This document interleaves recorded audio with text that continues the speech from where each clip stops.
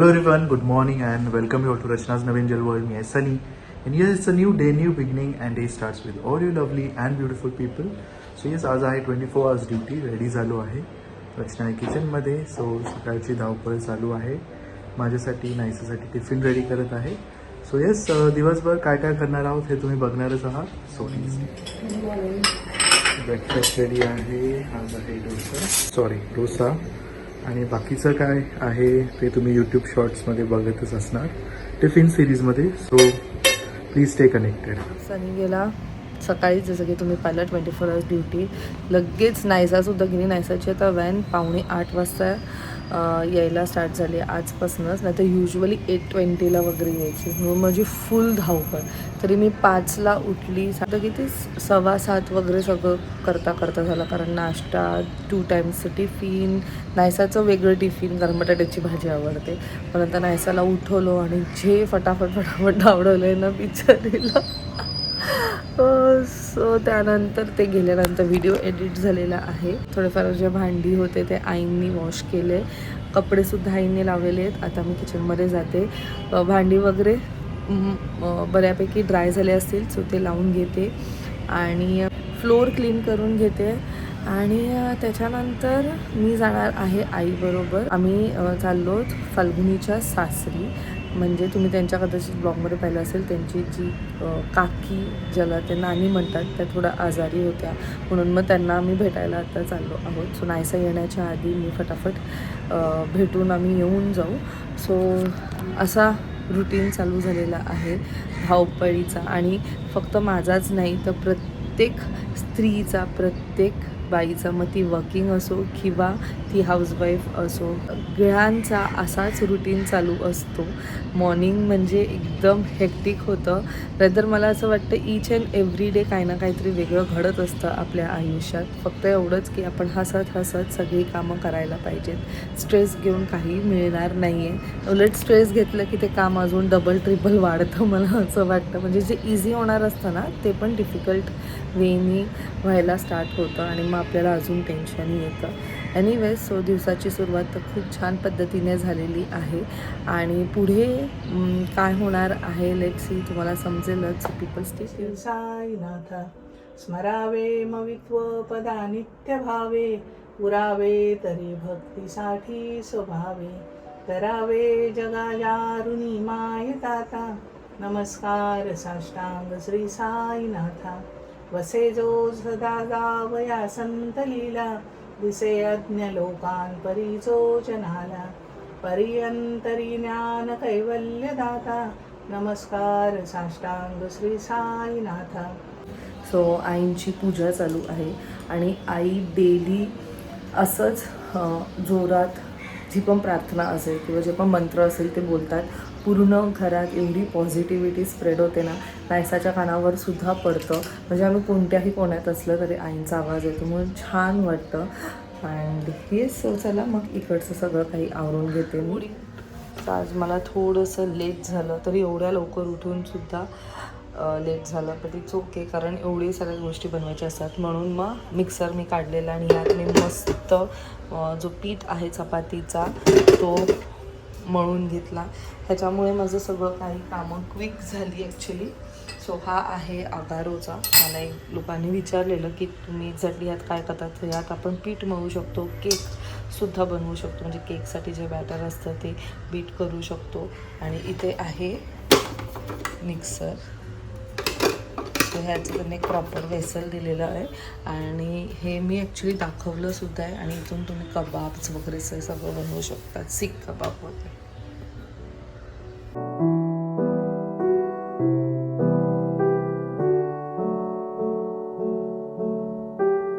So आता मी निघते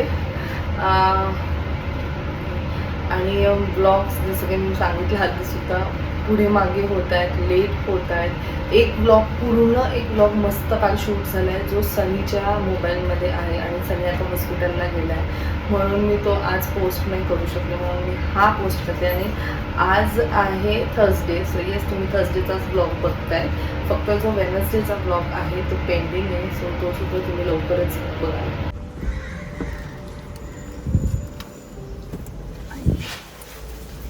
कशी आहेस? बरी बरी आहे. हं? मला हल्ली कोणी पण फोन करतात ना तर विचारतात सीमा तू घरात आहे का. बाहेरची लोक विचारायची आता इथली पण विचारतात जवळजवळची. मला हसायलाच तू येते. व्लॉग मध्ये 5 मिनिटं पण दिसली अशी बाहेर जातात त्यांना असं वाटतं की तू पूर्ण दिवस नाही. हो. जसं आता आपण चाललो. आता आणि मी घरात असले तरी बाहेर नाही पडत. आता 2-3 दिवस झाले मी घरात आहे, मी बाहेर नाहीच पडत. अगदीच काय म्हणून त्यांना माहीतच नसेल की तू आहे की नाहीये. बाहेर पडतो खिडक्या बिडक्या उघड्या नाही दिसत का तरी पण विचारतात फोन करून सीमा तू घरात. सीमा भटकतच असते. असू दे, कायम भटकत एवढी असते. वर्ष तू कष्ट घेतली. पण तेव्हा आता- नाही मला कोणी विचारलं सीमा तू घरातच का अगं बसते? आई ते असंच असतं. ते बाहेर फिरायला लागलं की सगळ्यांची पहिले नजरे फिरतात की अरे एवढं कसं काय होतंय. आणि मी तर जास्त तुला माहिती कुठेच जात नाही. माझ्या कामा व्यतिरिक्त मी कुठे जात नाही. अगदीच मला काय आणायचं असलं तर मी बाहेर नाहीतर पडते. आमच्या बरोबर असते. हा, तुमच्या वेळ तुला खायला आणलं मी नाश्ता. एवढीशे 2 तासासाठी पण आईने तू खायला खाल्लं आणलं. नसेल काय? नाही काय हा, आणलं काय आणलं. तू खाल्लं नसेल काय म्हणून काय रे चिवडा आहे. माझं फेवरेट. तू खाल्लं नसेल ना मला माहिती तू खाल्लं नसेल.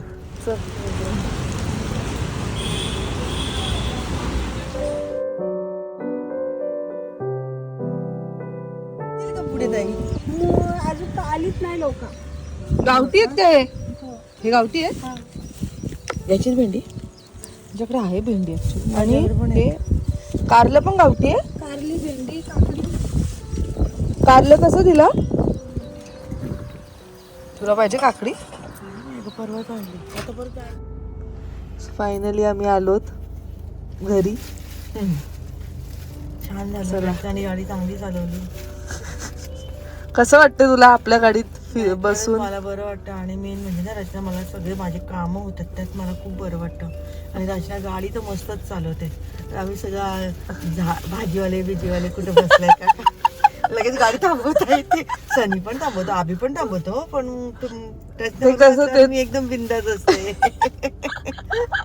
एकदम काय पाहिजे ते मस्त की मी सगळे रस्त्यातच बघत असते कुठे टोपलीवाले बसले का भाजी.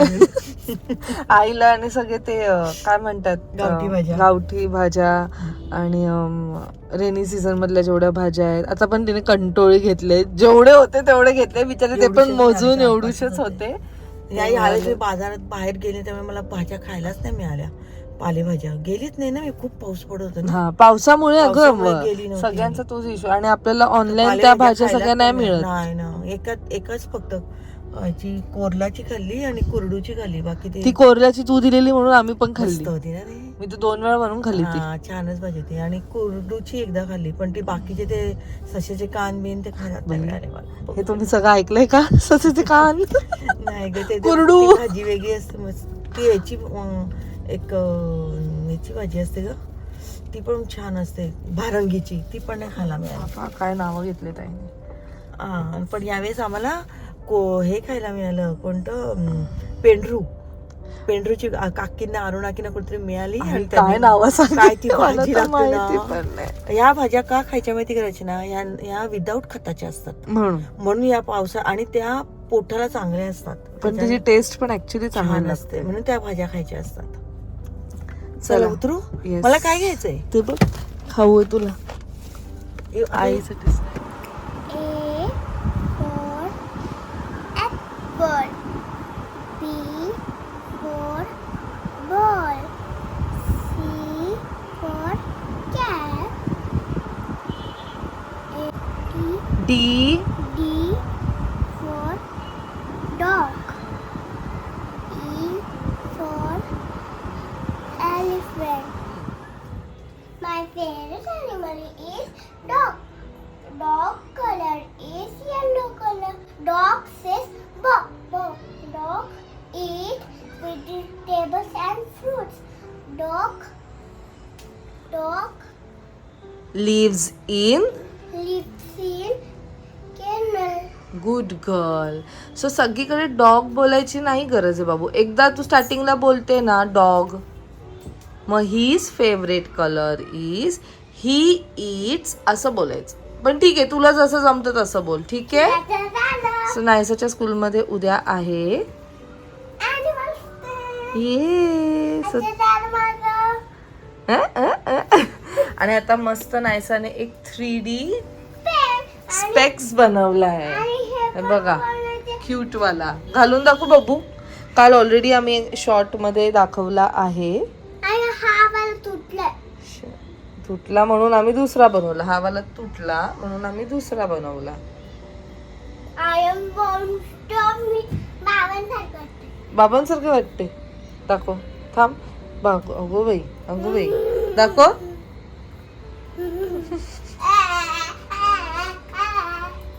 चल.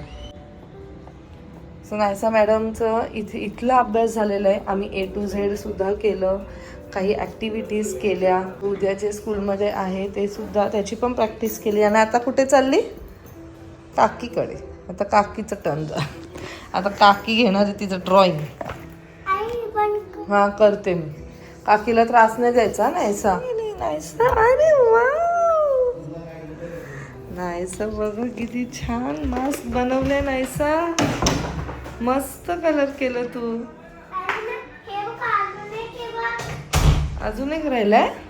असू दे नंतर कर. वाव.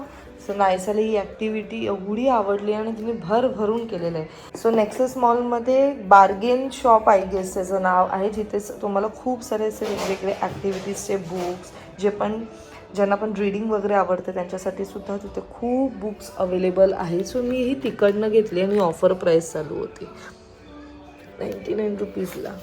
नायसाने ते एवढं मस्त मस्त केलेत ना, मनापासून करते. आणि चला काय आता हे काय चाललंय? हा काय चाललंय? आपल्या सर्वांनाच माहिती असेल महाराष्ट्र नवी मुंबई इथे अशा 2 घटना घडल्या ज्या खूपच घृणास्पद आणि निंदनीय घटना आहेत.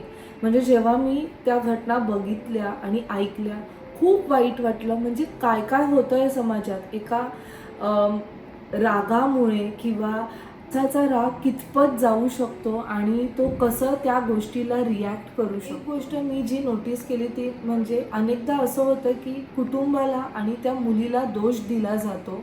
कितपत हे बरोबर आहे? कारण आपण ह्या सगळ्या गोष्टींमध्ये एक गोष्ट विसरतो, ती म्हणजे जेव्हा आपण त्या विक्टीमला दोष देत असतो तेव्हाच आपण त्या गुन्हेगाराचं संरक्षण करत असतो, म्हणजे त्याची साथ देत असतो. गेली तरी सुद्धा तिच्यावरती ते कॉमेंट्स पास केले जात आहेत. सुद्धा आपण काय केलं पाहिजे, काय पुढे केल्याने त्याला शिक्षा मिळेल हे विचार करायला पाहिजे. आपण त्या फॅमिलीला दोष नाही दिला पाहिजे. मला दुसरी गोष्ट पर्सनली वाटते ती म्हणजे आपले लॉज कोणत्या प्रकारे इम्प्लिमेंट केले जायला पाहिजे जेव्हा असे सिच्युएशन्स घडतात. मेन म्हणजे जेव्हा पण कोणीही हे करण्याचा विचारसुद्धा करत असेल तर तो जो व्यक्ती ना त्याने म्हणजे तो घाबरायला पाहिजे की हा जर मी हे केलं तर ही शिक्षा होऊ शकते. ॲक्च्युली त्या सिच्युएशनच्या वेळेस मला वाटत नाही की कोणी हे असं विचारसुद्धा करत असेल. बट स्टील आपला लॉ एवढं स्ट्रिक्ट असायला पाहिजे ना, क्विक ॲक्शन्स घेतले जायला पाहिजेत. एकतर लाईफ इम्प्रिझनमेंट असू शकतं किंवा हँड टिल डेथ हे सुद्धा असू शकतं. गोष्ट म्हणजे अशा घटनेनंतर जस्टिस खूप लवकरात लवकर मिळायला पाहिजे, जे आपल्या इथे थोडंसं डिले होतं आपल्या सगळ्यांनाच माहिती आहे. आणि मुलांच्या सुरक्षेसाठी आपण काय काय उपाय केले जायला पाहिजे. सर्वात आधी तर मला पर्सनली जे वाटतं ते म्हणजे शाळेत, कॉलेजेसमध्ये प्लस ऑफिसेसमध्ये सगळीकडे ना सेल्फ डिफेन्स हे शिकवलं जायला पाहिजे, जे आता खूप गरजेचं आहे. कारण अशा वेळेस प्रत्येक महिला घाबरून जाते, तिला समजत नाही की काय करायला पाहिजे. जर तिने ते प्रॉपर लेसन्स घेतले तर मला असं वाटतं ती स्वतःला वाचवू शकते. आणि जिथे आयसोलेटेड प्लेसेस आहेत तिथे स्ट्रीट लाईट असायला पाहिजेत, CCTV असायला पाहिजे आणि जे निर्भया पथक आहेत ते जागोजागी असायला पाहिजेत, जेणेकरून महिलांना सुद्धा सेफ फील होईल, त्यांना एक तो सेफ एन्व्हायरमेंट मिळेल. जे 2 केसेस झालेत अक्षता आणि यशस्वी, ह्या दोघींना सुद्धा लवकरात लवकर जस्टिस मिळेल. म्हणजे खूपच वाईट वाटलंय दोघींबरोबर पण जे काही घडलंय. कारण आपण हे विचारसुद्धा नाही करू शकत त्यांचे फॅमिली आता कशातनं जात असतील. तर आपण सगळ्यांनी एकत्र येऊन फाईट केलं पाहिजे आणि त्या दोघींना लवकरात लवकर जस्टिस मिळायला पाहिजे. त्यांच्या दोघींच्या आत्माला शांती मिळाली. आय होप की ह्याच्या पुढे अशा काहीही घटना नाही घडायला पाहिजे.